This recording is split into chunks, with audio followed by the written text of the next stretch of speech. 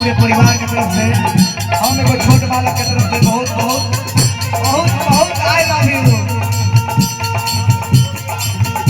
आज आनंद भैया और ये गावत रहे हमारे ध्यान ना रहे मैं तेरी बाहों की झूले में पली बाबू छोड़ के तेरी कली बाबू तेज बाबा याद आएंगे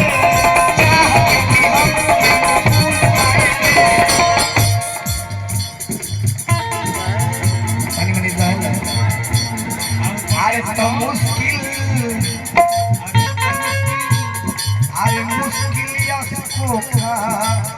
छुपाना लगता